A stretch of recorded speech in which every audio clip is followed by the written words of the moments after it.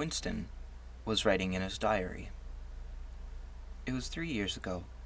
It was on a dark evening in a narrow side street near one of the big railway stations. She was standing near a doorway in the wall, under a street lamp that hardly gave any light. She had a young face, painted very thick. It was really the paint that appealed to me, the whiteness of it, like a mask, and the bright red lips.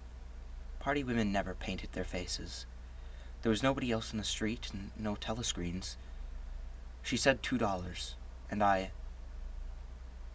for the moment it was too difficult to go on.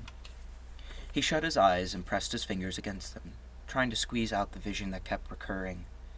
He had an almost overwhelming temptation to shout a string of filthy words at the top of his voice, or to bang his head against the wall, to kick over the table and hurl the inkpot through the windows, to do any violent or noisy or painful thing that might black out the memory that was tormenting him. Your worst enemy, he reflected, was your own nervous system. At any moment, the tension inside you was liable to translate itself into some visible symptom. He thought of a man whom he had passed in the street a few weeks back. A quite ordinary-looking man, a party member, aged 35 or 40, tallish and thin, carrying a briefcase. They were a few meters apart when the left side of the man's face was suddenly contorted by some sort of spasm. It had happened again just as they were passing one another. It was only a twitch, a quiver, rapid as the clicking of a camera shutter, but obviously habitual. He remembered thinking about it at the time. That poor devil was done for. And what was frightening was that the action was quite possibly unconscious. The most deadly danger of all was talking in your sleep. There was no way of guarding against that, so far as he could see. He drew in his breath and went on writing. I went with her through the doorway and across a backyard into a basement kitchen. There was a bed against the wall and a lamp on the table, turned very low. His teeth were set on edge. He would have liked to spit. Simultaneously with the woman in the basement kitchen, he thought of Catherine, his wife. Winston was married. Had been married, at any rate. Probably he still was married, for so far as he knew, his wife was not dead. He seemed to breathe against the warm, stuffy odor of the basement kitchen, an odor compounded of bugs and dirty clothes and villainous cheap scent, but nevertheless alluring, because no woman of the party ever used scent, and could be imagined as doing so either. Only the proles used scent. In his mind, the smell of it was inextricably mixed up with fornication. When he had gone with that woman, it had been his first lapse in 2 years or thereabouts.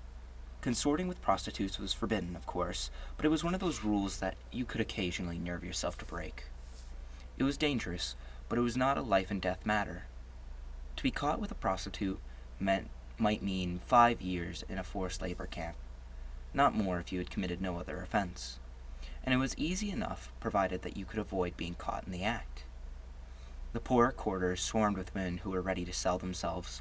Some could even be purchased for a bottle of gin, which the proles were not supposed to drink.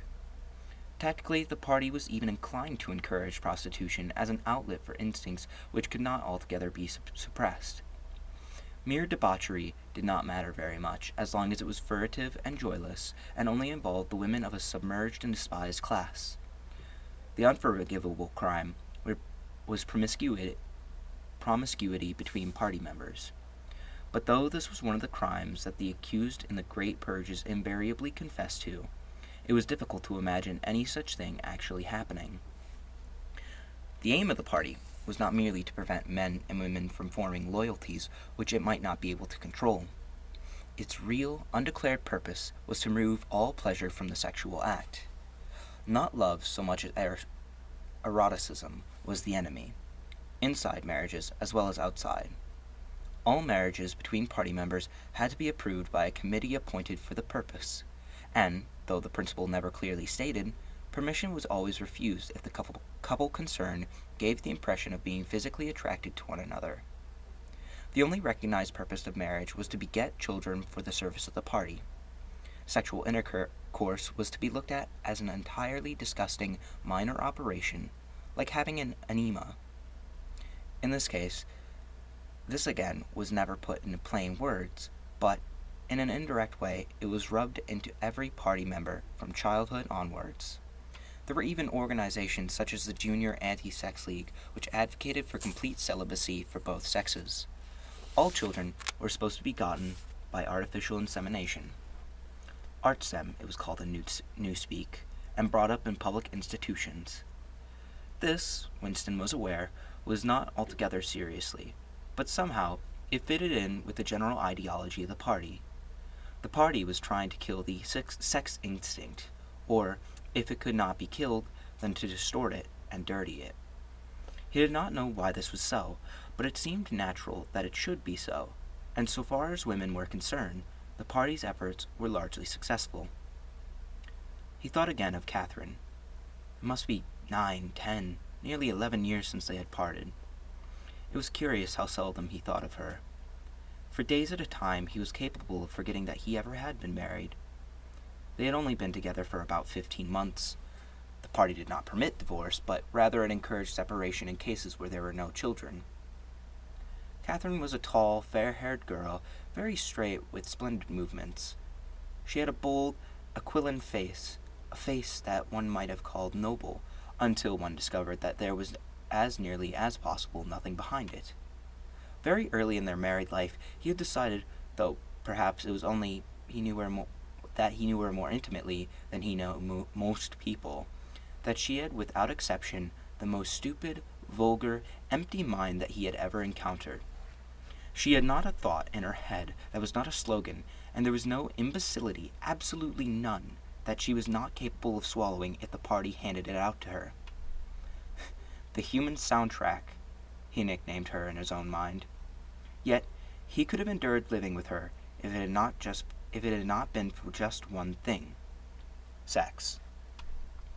As soon as he touched her, she seemed to wince and stiffen. To embrace her was like embracing a jointed wooden image, and what was strange was that even when she was clasping him against her, he had the feeling that she was simultaneously pushing him away with all her strength. The rigidity of her muscles managed to convey that impression. She would lie there with shut eyes, neither resisting nor cooperating, but submitting. It was extraordinarily embarrassing, and after a while, horrible. And even then, he could have borne living with her if they had agreed that they could remain celibate. But curiously enough, it was Catherine who refused this. They must, she said, produce a child if they could. So the performance continued to happen, once a week quite regularly, whenever it was not impossible. She used to even remind him of it in the morning as something which had to be done that evening and which must not be forgotten. She had 2 names for it. One was making a baby, and the other was our duty to the party. Yes, she had actually used that phrase. Quite soon, he grew to have a feeling of positive dread when the appointed day came around. But luckily, no child appeared, and in the end she agreed to give up trying, and soon after, they parted. Winston sighed inaudibly. He picked up his pen again and wrote. She threw herself down onto the bed, and at once, without any kind of preliminary, in the most coarse, horrible way you can imagine, pulled up her skirt. He saw himself standing there, in the dim lamplight, with the smell of bugs and cheap scent in his nostrils, and in his heart a feeling of defeat and resentment, which even at the moment was mixed up with the thought of Catherine's white body, frozen forever by the hypnotic power of the party. Why did it always have to be like this? Why could he not have a woman of his own instead of these filthy scuffles at the intervals of years? But a real love affair was almost unthinkable. The women of the party were all alike. Chastity was deeply ingrained in them as party loyalty. By carefully early conditioning, by games in cold water, by the rubbish that was dinned into them at school and in the spies and in the youth league, by lectures, parades, songs, slogans, and martial music, the natural feeling had been driven out of them. His reason told them that there must be exceptions, but his heart did not believe it. They were all impregnable, as the party intended that they should be. And what he wanted, more even than to be loved, was to break down that wall of virtue, even if it were only once in his whole life. The sexual act successfully performed was rebellion. Desire was thought crime. Even to have awakened Catherine, if he could have achieved it, would have been like a seduction, although she was his wife. But the rest of the story had got to be written down. He wrote, "I turned up the lamp. When I saw her in the light, after the darkness, the feeble light of the paraffin lamp had seemed very bright. For the first time he could see the woman properly. He had taken a step towards her, and then halted, full of lust and terror. He was painfully conscious of the risk that he was taking coming in here. It was perfectly possible that the patrols would catch him out on the way. For that matter, they might be waiting outside at the door at this very moment. If he went away without even doing what he had come here to do, it had got to be written down. It had to be confessed. What he was suddenly seeing in the lamplight was that the woman was old. The paint was plastered so thick on her face that it looked as though it might crack like a cardboard mask. There were streaks of white in her hair, but the truly dreadful detail was that her mouth was fallen a little open, revealing nothing except a cavernous blackness. She had no teeth at all. He wrote hurriedly, in scrabbling handwriting. When I saw her in the light, she was quite an old woman, 50 years old at least. But I went ahead and did it just the same." He pressed his fingers against his eyelids again. He had written it down at last, but it made no difference. The therapy had not worked. The urge to shout fiddly words at the top of his voice was as strong as ever.